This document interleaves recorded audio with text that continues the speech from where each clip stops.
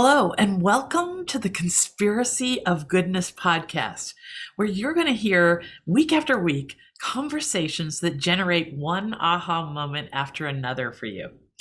Every week, I'm talking to thought leaders around the world who are knee deep in solving some of the world's most vexing problems, and they still think the future is bright.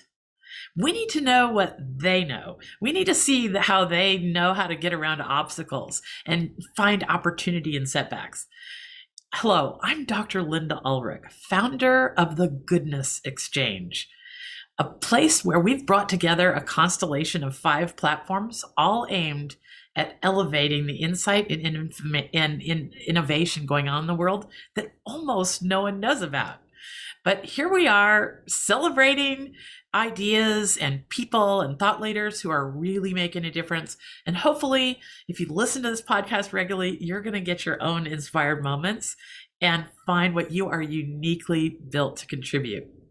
So today's guest is Gary Bolles, author of The Next Rules of Work. Now, this is a time that this matters.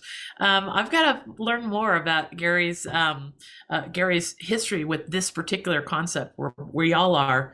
But boy, the mass resignation, the great resignation, some people call it, is underway. And Gary has some notions for this time period that are stunningly empowering.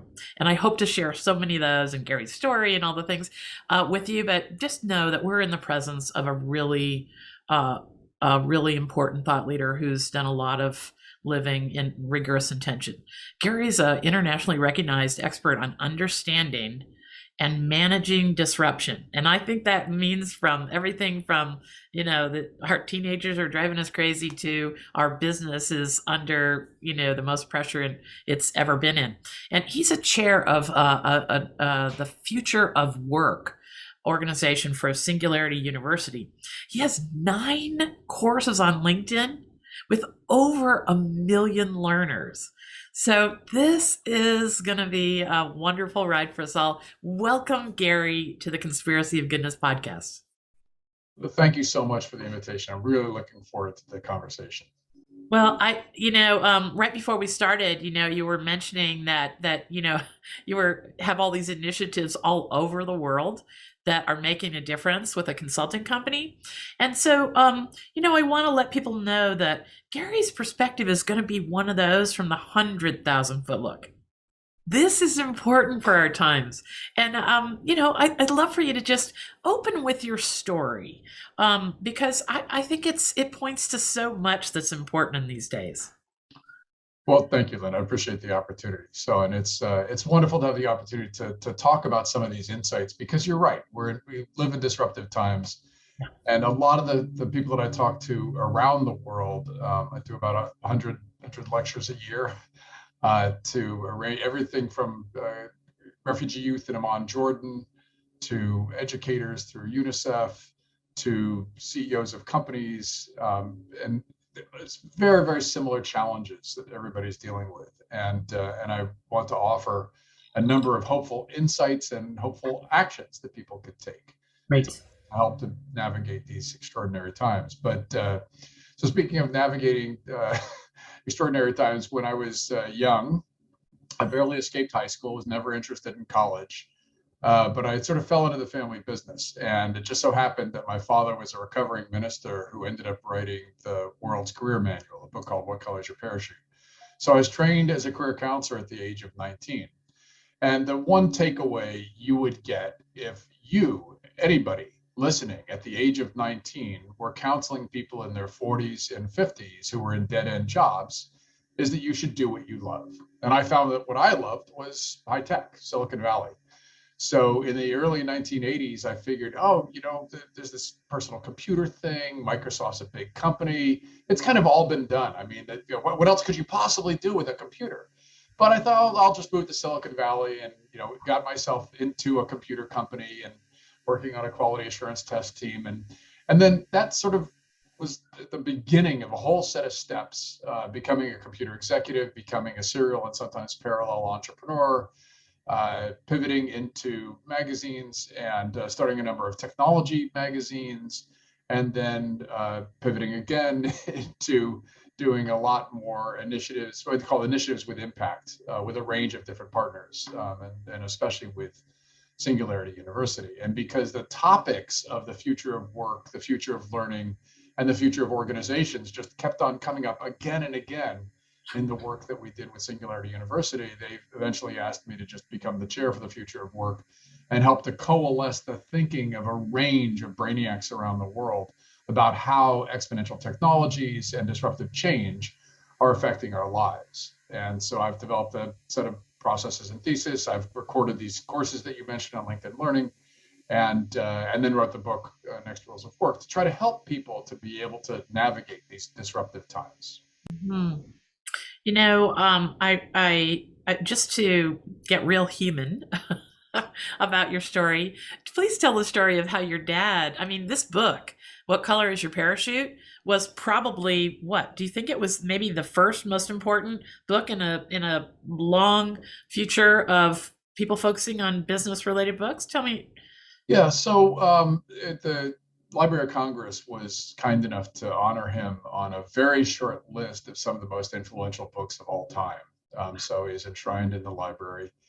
And so I'll just tell you briefly sort of his backstory. Is he was a minister who was, I grew up in a tiny little town in New Jersey. And then at the age of 9, my father was called here to be the canon pastor at this cathedral. And then after a couple of years, they went through a budget crunch and he was laid off. And so imagine you've got a family, wife and 4 kids.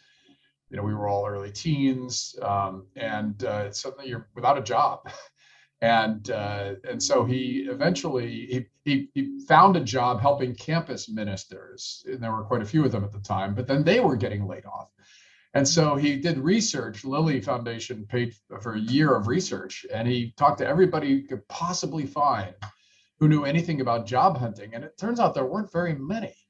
And so he synthesized all that into a book, originally for ministers. And then because so many different corporations and the Department of Labor were ordering his book, he decided, well, maybe there's a thing here. And he rewrote it for the average person and found a publisher. And then it kept on growing and growing, and eventually more than 11 million copies in print. And he died almost 5 years ago now at the age of 90. But we had started a company together to bring his work online, to develop online courses and that sort of thing. And obviously he left behind an enduring legacy and a number of tremendous insights as to how we as individuals can navigate pivots in our lives, initially in our careers, but he also talked about life work planning, of life in capital letters and work in small letters, to help people to understand the balance between them, and that really we can plan our lives. We can not with the sort of planning out every single day for the future, but instead to have the agency and the influence in being able to direct our lives. What's the gist of What Color is Your Parachute? So the basic premise that my father settled on was that there's essentially 3 steps that we go through when we're going through pivots related to work. First, we need to do self-inventory. That is, we treat it like you're going on a trip. What's going in the suitcase? Well, what's the unique skills, experiences, insights, aspirations? What makes you you? I often say when I lecture, I show a picture of an iceberg.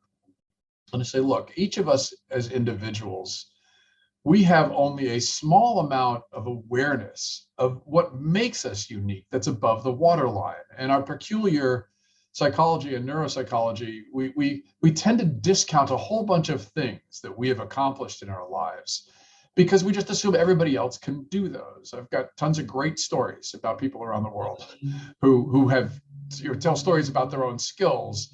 And they make it sound like everybody can do these amazing things. And of course, not everybody can. And so the first step is what? It's how do you understand what makes you unique? The second step is where? There's a range of different scenarios where you as a human can apply those skills and unique characteristics to be able to do meaningful, well-paid work. And so if you can envision different wheres and you can do the research to understand where those might be, you can have a range of possibilities. You can open up the aperture for what you might do at any pivot point in your life. And then the third part is the how, the mechanics, the job hunting and all that sort of stuff. And that's where people have typically focused over and over again. But he says you must start with the what makes you unique to be able to actually envision and create that next version of you. Okay. And this is quintessentially as important right now for our times as it was in what? What was the date of publishing of that book? So the first book came out in 1970 for ministers, and then it was rewritten for the average person in 1972. So, and my father updated it almost every single year. So one of his favorite jokes is that he'd written 42 different books. They just all had the same title. All right. Well, this is at the heart of where we want to go. So let's make sure people understand too where does our hard wiring fit in? We had a conversation a few weeks ago, Gary and I, and it reminded me that we all have sort of the same hard wiring. It's just about how we use our minds to decide what to do next, to thrive through adversity. Talk to me a little bit. We talked about the amygdala. Can you share your thoughts on how we're wired? So there's a number of things that wire us genetically, physically, physiologically, mentally, and socially. And you have to think of those as layers, right? So they're sort of like the clay that each of us is given when we're born, and then there's that clay is shaped. We shape it ourselves. Society shapes it, and so on. And so there's a variety of different physiological things that are true about us. And especially at the brain, there's a variety of components of the brain that actually have a tremendous amount of influence on our decision making, on our belief systems, believe it or not, on the ways that we interact with the world. But we're not aware of them. We don't know. You're not telling your heart to beat every single second, right? It just kind of does it. And you're not telling your brain to spurt out chemicals to be able to influence how you respond in different situations or to make other parts of your body operate. And so because we're not aware of those things, we tend to think that, oh, we've got complete control over them. Well, we don't. There's a pleasure center of our brain. There's a whole bunch of physiological interactions going on inside of our brain. And all of that adds up to help us to make decisions, to help us to move our bodies, to help us to interact with the world. But we often are so unaware of those processes that we make decisions and then we make up stories for ourselves as to why we made those decisions. One of my favorite neuropsychologists is Dan Ariely at Duke Fuqua. And Dan talks all the time about how he's an old friend. He talks all the time about how we make decisions against our own best interests.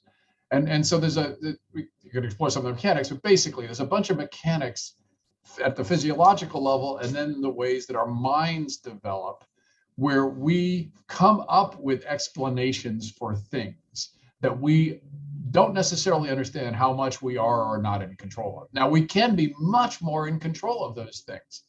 It just takes, I don't know, maybe rigorous intention, rigorous attention, and then rigorous intention to how those mechanics work.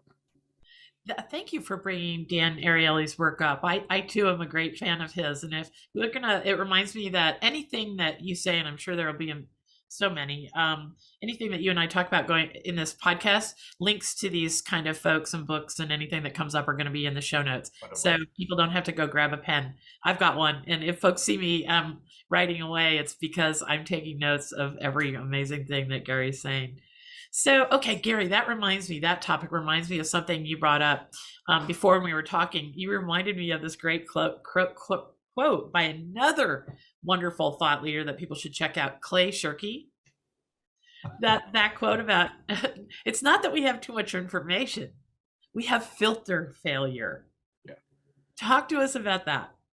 So Clay's an old friend and a very influential thinker. He wrote a book called Here Comes Everybody, which presaged so much of the growth of social media. And he talked a lot decades ago about some of the potential ills that could come from us being so obsessed with living our lives on these social platforms. And Clay and I share a hairline, so I know he's a great thinker, and he's now the vice provost of NYU. But one of his greatest insights is that there was going to be, you could plot the exponential curve of the growth of information in our lives going back 25 years. I started a magazine, co-founded a magazine called Interactive Week. And we essentially were the internet's first newspaper. And we chronicled the ways that information was suddenly becoming unfettered.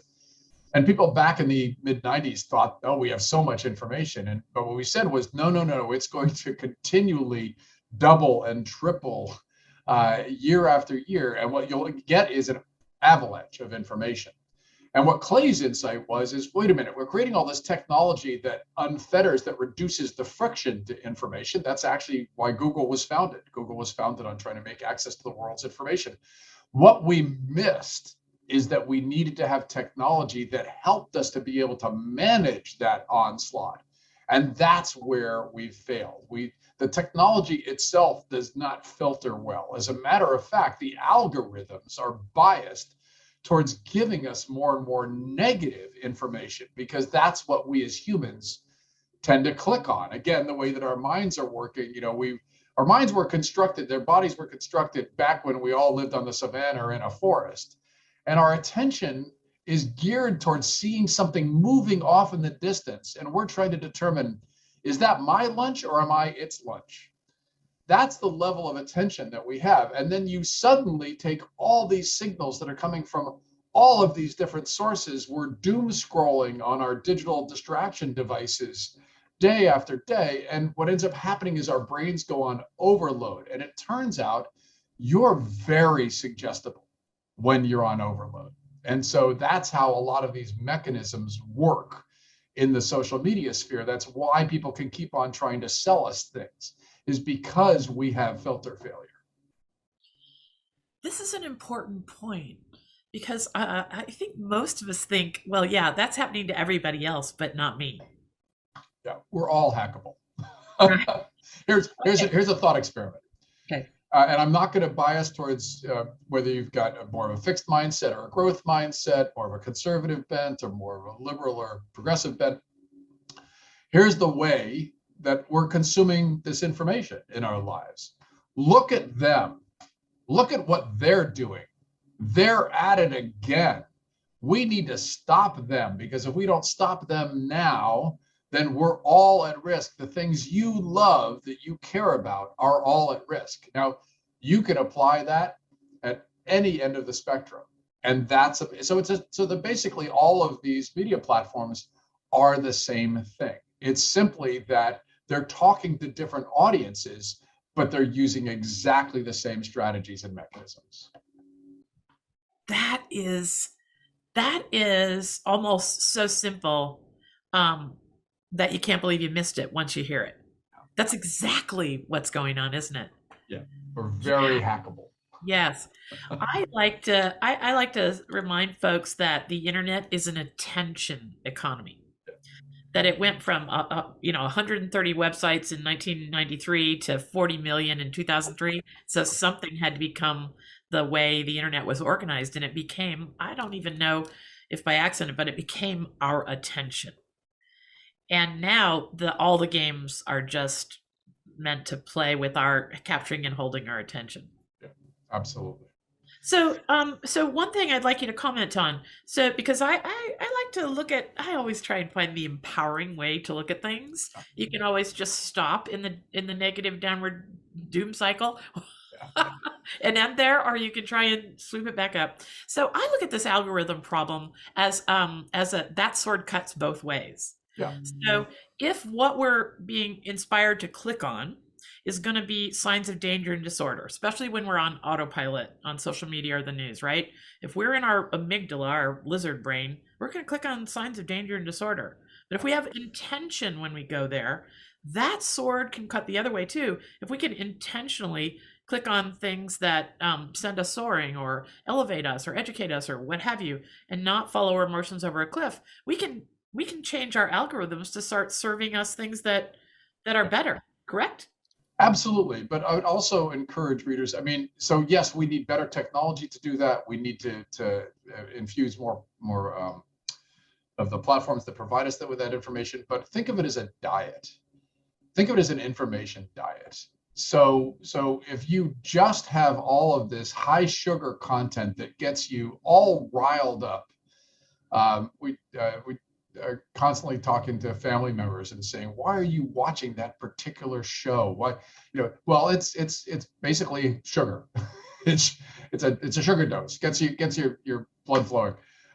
Think of it as a diet, and we need to be as intentional about how we consume information as we are about how we consume food. Now, that doesn't mean you have to watch every single bite and count every single calorie, but it does mean you need to prescribe for yourself a range of positive inputs in a given day, because again, you don't see what's going on behind the curtains in your brain, but we don't have a Fitbit for overload of information.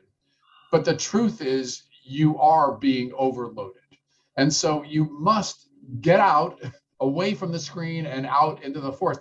We did a retreat. There was a group of us did a retreat here in San Francisco a few years back, basically trying to think of ways to be able to encourage more positive activity in the world. And one of the great insights that came out of it, we actually did this with the National Park Service. One of the insights that came out of it was you could have doctors prescribe that you need to go to a park. And so that actually is now a thing. You can get a prescription that you need to get out into nature. And so this is critical for us as humans, is we've got to not just accept, but we've got to be intentional about determining there's only so much of your attention, as you were saying, that you can give in a certain day. You must be more critical about how you're managing it to ensure that you have more of those positive inputs, because your brain wants to look at that thing moving in the distance and determine if it's a risk.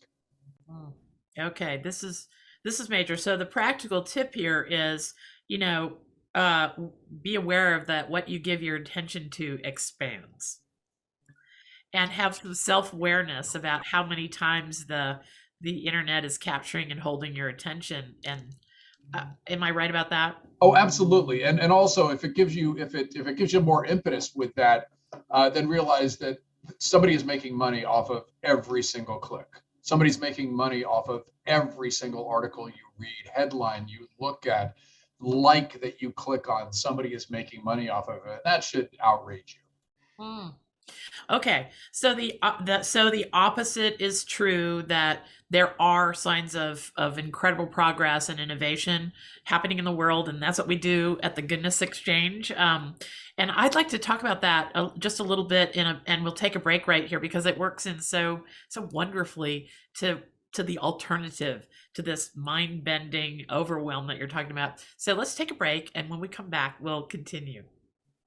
Hello, I'm Dr. Linda Ulrich, founder of Ever Widening Circles and the podcast you're listening to now, the Conspiracy of Goodness podcast. And I have a question and an answer for you.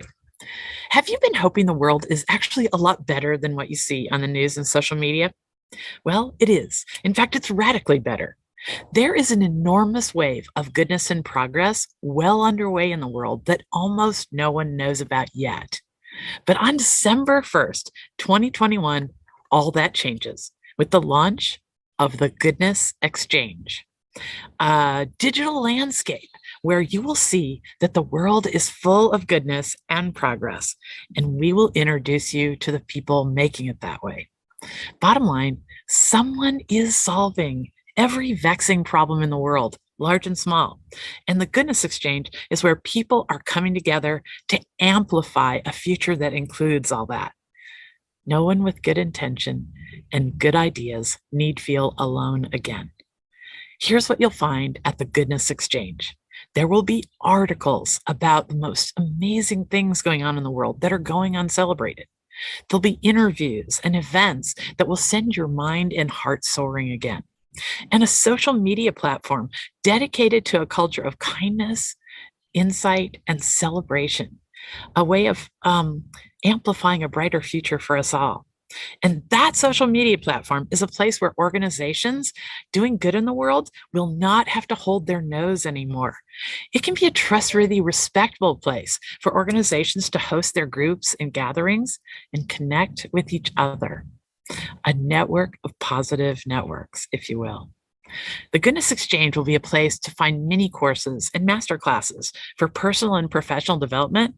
And eventually there'll be a jobs board. And we have a children's website already all teed up. The thread running through it all is that goodness and progress is everywhere. And we will help people cultivate what they are uniquely built to contribute to this future for us all. Now, imagine a website with no ads, no games, and no agenda. Just a simple and powerful vision of combining our collective strengths to create a future we can all celebrate. The Goodness Exchange will open a new era for us all as individuals, because you're going to find stuff that make your life better instantaneously, and as a collective, because we all want a better future for our children. Who knows what's possible if there was a place on the internet that brought out our best impulses and our collective genius? Join us after December 1st at the Goodness Exchange and start living with less fear, more joy as an individual and as a collective future for humanity. Thanks. Now we're back to the interview. Okay, we're back. So Gary, we've got to talk about the Great Reset, the Great Resignation, the Great Questioning. Talk to me about our times. I'm amazed at how many people every day I say, "Do you know about the Great Resignation?" And more people do know about this. Talk to us about this and how it's relevant. So first off, the Great Reset is a phrase that I used in an article that I wrote in April of 2020, because I looked back at previous resets like the Great Recession, and I realized that they tend to go through three phases. There's a falling off the cliff phase of complete uncertainty. There's a riffling along of the bottom phase that's sort of an uncomfortable middle. And then there's a rebuilding phase, hopefully building back better. And now that many of us around the world, we're living in that middle uncomfortable phase. We keep thinking we can turn the lights back on. Oh, nope, got to turn the lights back off again. As humans, we only have a certain amount of time that we can, it's very subjective, but we feel that we can live in that uncomfortable middle. And then we just want to be able to make decisions. We want to be able to take actions. We want to be able to plan. But this is a very extended period. And so when I show that three different phases, what I try to help people to understand is, look, this is the new abnormal. Like, this is how we as humans are going to have to continually figure out how to be able to have the lives that we want. And sure, there might be a future static time, and there's some parts of the world that do have that more static period. They've gotten control of the virus, or they've got policies that allow them to manage it. But the truth is, we're probably going to be living with this for a while. And so the Great Reset is my language. I mean, it's been picked up by groups like the World Economic Forum, but the Great Reset is a way to think about this, and especially this middle phase. So we at least understand, okay, it's being extended, but there will be a time where we will be able to have more control over what we're doing. But I do believe it's an opportunity to create the next set of rules ourselves now. That's why I call it the next rules of work. I say, I believe together we are co-creating what the next rules of work are. And in 10 years, we're going to look back and say, this was a massive pivot for us as humanity. I mean, we think about how quickly in a period of 3 weeks, we went to all doing remote and distributed work. I mean, how crazy is that? So many people are saying, yeah, there's no way you could do that. There's no way that's going to happen, right? Now, it's because of a virus. It's not because of some exponential technology. But the truth is, we can realize how rapidly we as humans can change. Now, the Great Resignation, it's not my favorite label, because it actually puts it in the context of the employer and not the individual, right? It's take this job and I quit, sort of thing. I'd rather put it into the positive perspective, which is, it's the great opportunity. It's really what we've done is we have broken the seal on so many of the things that we thought, what I call the old rules of work, were absolutely guaranteed requirements. We had to do rotten commutes. We had to work in cubicle farms. We had to work 9 to 5 or 6 or 10 or weekends, or, we had to do these things. It's a set of obligations. And instead, what we've realized is these are just decisions. These aren't laws of nature. These are laws of humans. These are decisions we've made. We can make different decisions. And because we had to make different decisions, we made up a whole bunch of next rules. Now, we as humans, we do tend to want to bungee cord back to the way that we did things before. But because we've broken the seal on this, we've opened Pandora's box and we've said, you actually can have more control over the 6 W's of work. What you do for your work, when you do your work, who you do your work with, where you do your work with, how you do your work with, and why. And so those 6 W's are all now under complete reset. You can make new decisions. And when we tell you suddenly, oh, I know I said you used to have to go to the office, but now you can work from anywhere in the world, a world of possibilities are open to you. And so this is really what the Great Resignation is. It's a variety of different contexts for people. I want to make sure we're talking a little bit about high-class problems. If you're what we often now call frontline workers, you can't deliver that meal or help that patient in the hospital from remote. So that's a high-class problem for many people who could work from different places. But those were also, in many cases, not the most fun jobs. You now have to be the person checking for COVID vaccinations at the door of the restaurant. I mean, come on, that's asking a little too much. And so it's perfectly understandable if you would want to say, wait a minute, why am I doing my work? Where do I really want to do my work? Who do I really want to work with? What kinds of problems and skills do I most want to use? Do I love using? All of those now are back on the table for so many people. And that's really what the Great Resignation represents, is a great opportunity for each person to go through what my father talked about. What is your focus of your work? Where do you want to do that work? And how will you find or create that work? All right. I've got to get you. You see me looking over here. I'm trying to keep track of the timestamps so I can put this in the show notes, because you've given us some very practical tools here. I want you to reiterate there were 3 things. Oh, I've lost the thought. Okay. We'll have to get back to it. But what I love about your message is that the 6 things, and can you reiterate those really quick? No, it's the 6 W's. What, where, who, how, that's still a W, when, and why. And okay, those actually are the 6 questions that Aristotle asked to determine if an act was moral. And so I actually put into the book what I call the Aristotle Canvas. I've got in Silicon Valley, we love canvases. And so what we do is it's a single sheet of paper where you just map out 1 or 2 line answers to each of those questions. And each of them has 2 sub-questions for yourself. And then I've got a version for your organization. If you're somebody who leads in an organization, your organization has those 6 W's as well. There's a what, where, who, when, how, and why of your organization too. And so that's a tool for you to get more aligned with what you want you to be doing, the future you for work and life. But it's also an opportunity within your organization to align with others so that the 6 W's are far more in sync.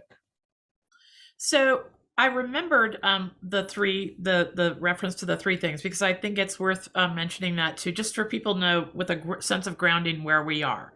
There were 3 stages. You said there was sort of when everything's normal, and then there's this chaotic stage, and then we'll get back to some new version of normal. How do you define those 3 stages again? So the first, in the Great Reset, it was in previous resets, we've seen the same patterns. Okay. There is a period of complete uncertainty. It's falling. I show a picture of falling off a cliff. It's like you have no idea. Remember the beginning of the pandemic? We were all just saying, "Wait a minute, what's going on?" Like, and complete uncertainty. We have no idea what we're doing tomorrow, and planning goes down to zero. The fog down the highway is complete. There is no way you can determine what tomorrow might look like. And then there's a middle period where the fog lifts just a little bit, and then suddenly the fog comes back down again. So that middle period, I show a picture of a heartbeat. And it's because this is what happens. Depending upon the Venn diagram of your lived experience, the COVID infection rates in your location, in your geography, the policies of your country, the policies of your company, your industry, your team, the projects you're working on, where your workplace is, how well you and your teammates are or aren't on. You add up all those Venn diagram elements, and that defines your lived experience in any given day. And it could be completely different tomorrow. The Nordics have a great phrase: same storm, different boats. We each have a different lived experience in this period. And that's what happens in the uncomfortable middle. Is you might talk to one of your friends and they are loving life. They've got remote work, everything's going great, they're getting paid better, they just shifted jobs, they're living exactly where they want to live, everything is marvelous. And you'll talk to somebody else and no, they're a frontline worker in a hospital and the infection rate is spiking and they're exhausted. And so it is same storm, different boats. We each have a different lived experience. And that's really challenging for us as human beings. We need new ways of thinking to be able to get through those periods. All right. Thank you for putting the 6 and the 3 top of mind. So now with that clarity, go into some of your most important elements of the rules of work, because I can tell this is going to be helpful for people to reframe their situation and go forward in a more resilient way. So the first insight I want to offer is that it is a great reset of work. We can talk separately about learning and about educational institutions. I lecture frequently to a range of academics and students and administrators around the world, helping them understand the seismic changes in education. But let's stay anchored in work. So first off, we are rewriting the rules of work together. That's what's happening. And so I try to offer framing in the book to put language around those changes so that we can understand just how seismic the changes are, but then also see them as tools, as opportunities, right? So the framing of the book is mindset, skill set, tool set. And the reason that that's important is, here's the analogy that I use.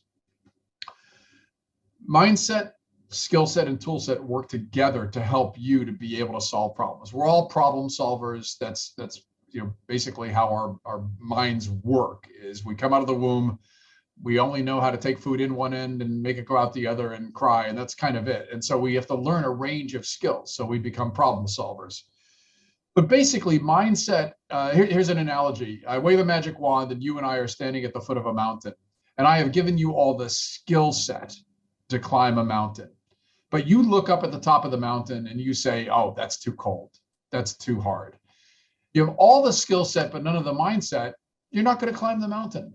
I wave my magic wand again, and now you have all of the mindset to climb the mountain. You look up and you say, how hard could that be?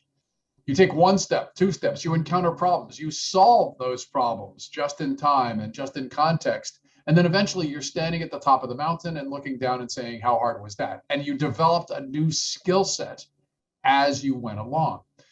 Now, if you're climbing the mountain and you are confronting an ice wall, I don't care how good your mindset or skill set is, you need a good tool set, you need a pickaxe, and you need good boots. So here in Silicon Valley, we tend to lead with the tool set. We think if I just give you the right technologies on your digital distraction device, everything will be fine. No, skill set is important, but mindset eats skill set for lunch, and tool set is the supporting set of techniques and technologies to help you to do the work that you want.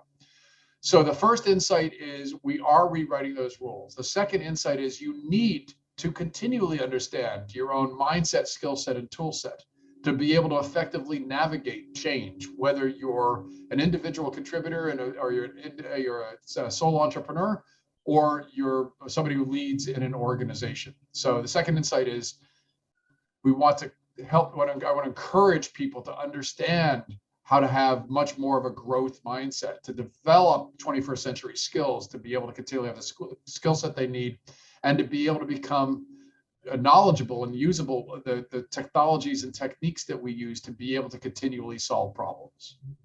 You can see how I'm writing as fast as I can. I know that our producer, just for people's peace of mind, our producer is taking really good notes on the side here too, and you'll be able to find the timestamps in the show notes so you can get back to some of these insights Gary is sharing with us. Since we're talking about the future of work, I want to share a quick insight and get your opinion on it. That I was talking to a thought leader, Jason Conley, on the podcast about a month ago, and he has the funniest life story that has pinnacled out right now. When he's a young man, he's only 35. He has the largest placement agency in Great Britain for lawyers. So he was talking to 40,000 lawyers in a public speaking engagement recently, and he told me that the biggest pushback in that industry about reshaping work is that the boss wants people in their seats ready to respond when they beckon.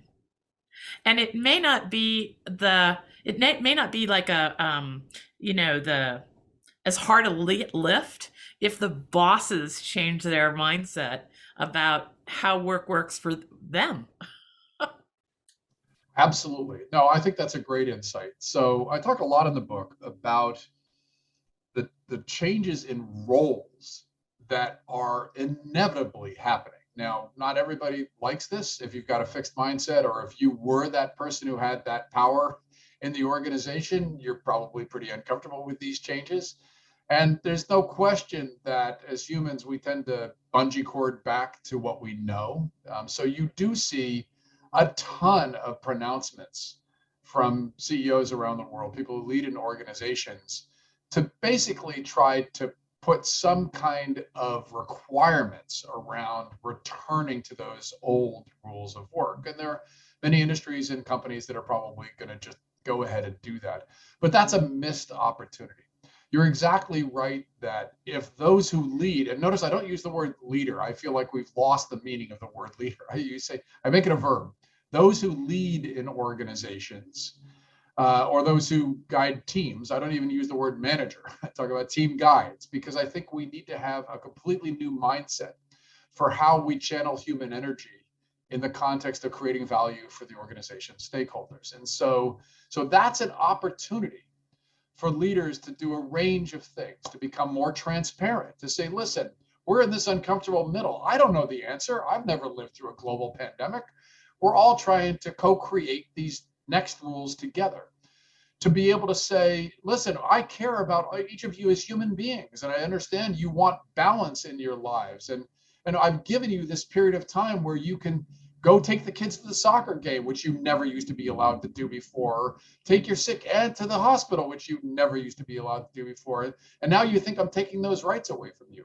But then there's others that want the bungee cord back to the office, and so CEOs are often trying to thread the needle in the middle by gaming everybody, by gaming the ones that want to stay remote or distributed for as long as possible, and those that want to be back in the office for as rapidly as possible.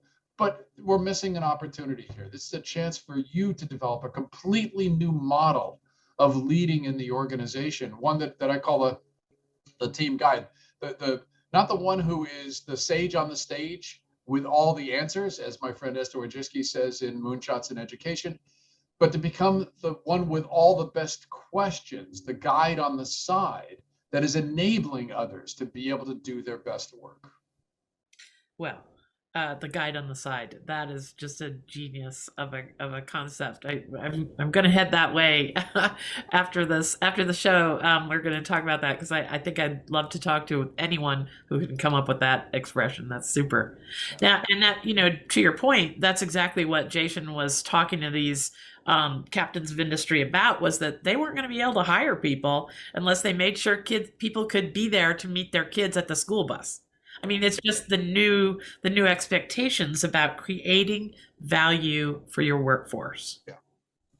It's the same thing that I was talking about earlier about us as individuals. And the reason I use the imagery of the iceberg is we only have this small amount of awareness of our own skills and unique capabilities that are above the waterline. And then there's this huge amount of human potential and capacity that's below the waterline. The same is true for those who lead in organizations. You asked people within your organization to only show you this tiny amount of them, this small skill set that you hired them for, and you didn't want the responsibility of what's below the waterline. And then along comes a virus, and imagine the first Zoom call that you often had is, wait a minute, I didn't know that you have kids at home, or you've got a cat, or there's a guitar on the wall. You play guitar? We opened up the aperture of awareness. We started to look below the waterline and realize that every single person is a whole person.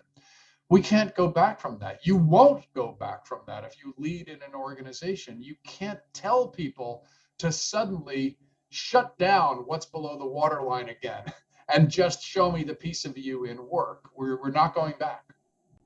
That is fundamental. I just got a little bit of a shiver, a goosebump. That's the bottom line, isn't it? Yeah. You know, I'm now talking freely to other people's pets. As you should. Yes, I mean, you know, Why not?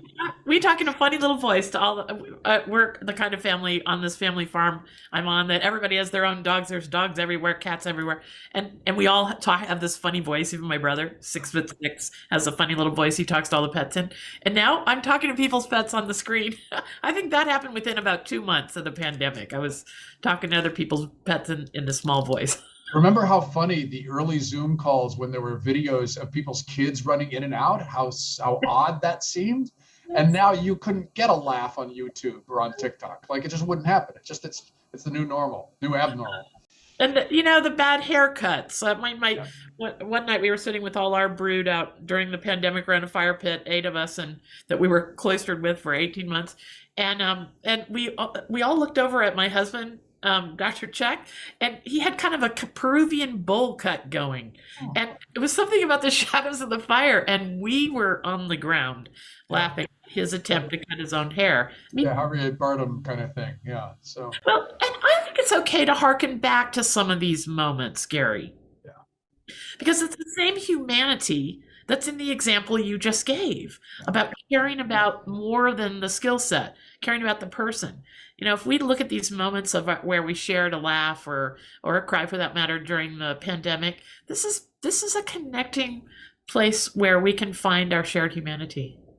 absolutely. Now there are people with more of a fixed mindset who really liked having that just a little part above the waterline showing, and didn't want anybody to see what's below the waterline. They wanted to show up for their job, do the 9 to 5, just feed their family and put a roof over their heads, and that was it. And that is perfectly fine. There's nothing wrong. I call those the old rules of work. There's nothing wrong with that. And our parents and our grandparents in their generation, that was work. Work, you know, the definition in the dictionary they went to first was work is drudgery, work is obligation, and so that there's nothing wrong with that. The challenge is that in a world of exponential change, a fixed mindset is not sufficient to help many people to be able to adapt. So that's why I talk about a new skill set. It's not just a new mindset, it's a new skill set that we need to be able to become, I use the acronym of PACE, problem solvers who are adaptive, creative, and with empathy.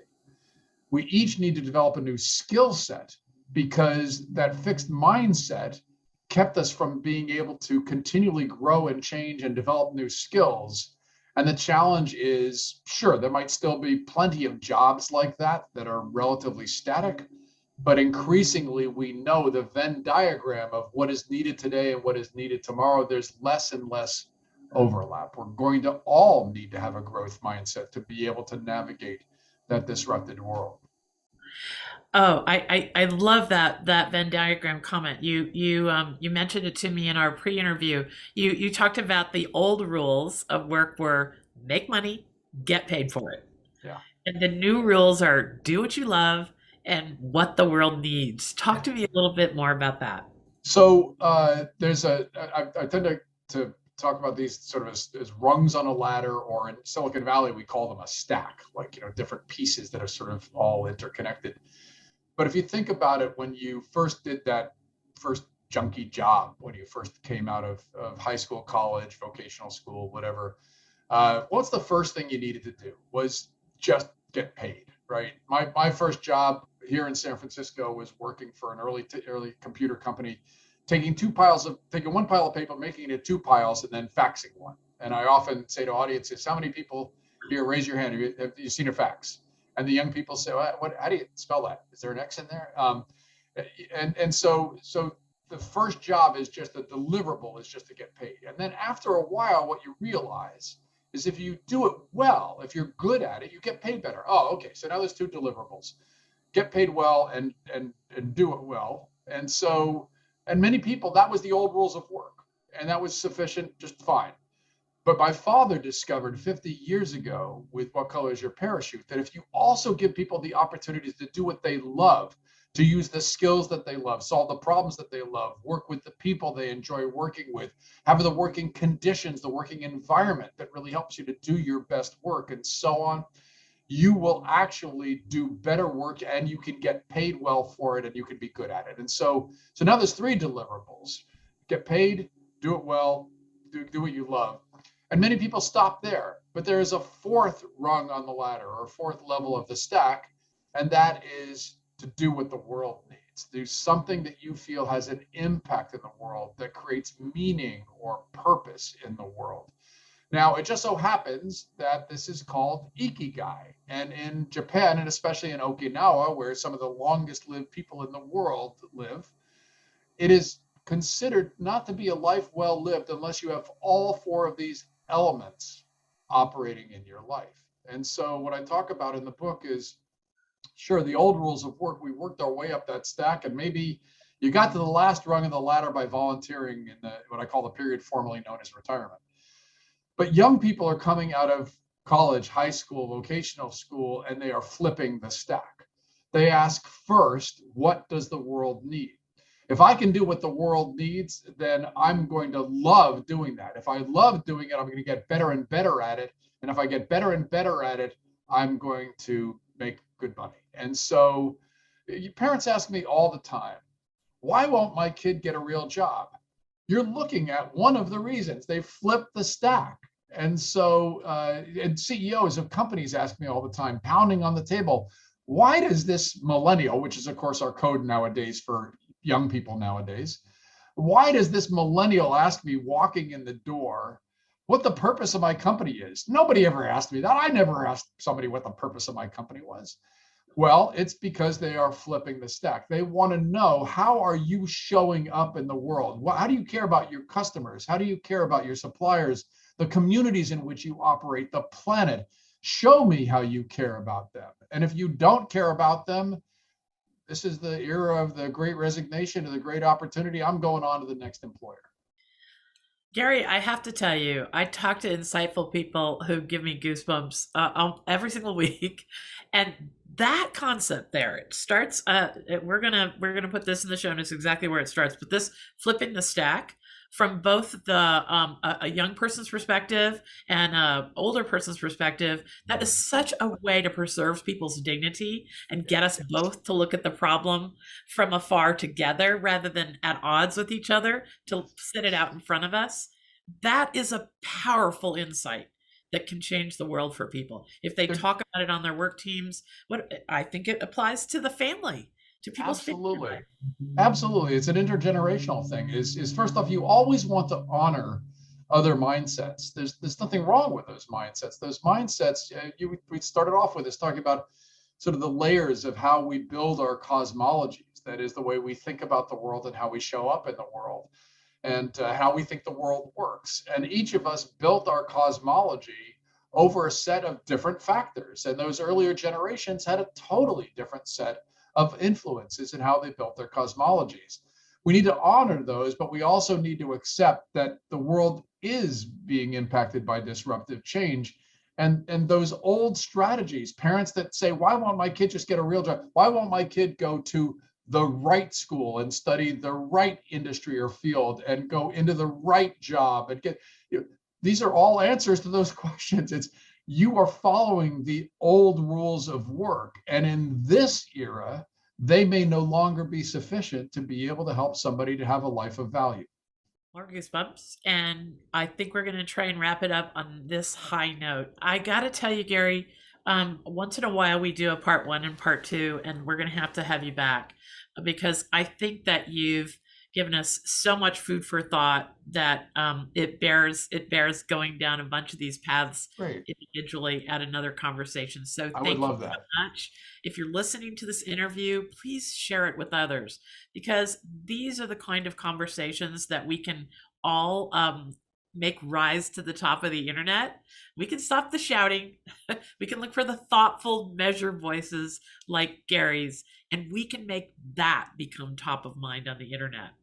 So thank you, Gary, for joining us. The book is The New Rules of Work by Gary Bolles. I want you to know that we're going to try and capture as much of this as we can in the show notes so people can get to exact points they want to re-listen to. I know that will be helpful to me. For more information about what you're doing and how to connect with you, where do people go? The easiest is you go to my website. It's nextrules.co, or you can just find me on LinkedIn. That's where I post regularly. That's where you can find links to my courses and so on. All right, well, great. And I want to just make a offer a plea and for help with the goodness exchange. This is a version of reality that we can all help elevate. And the best thing you can do for the Conspiracy of Goodness podcast is go and rate it wherever you listen to your podcasts. So these kind of insights can again rise to the top and compete with the kind of shrill shouting voices that are making us all feel the kind of overwhelm that Gary was mentioning earlier, because we can feel peace of mind too. All right. So thank you, Gary.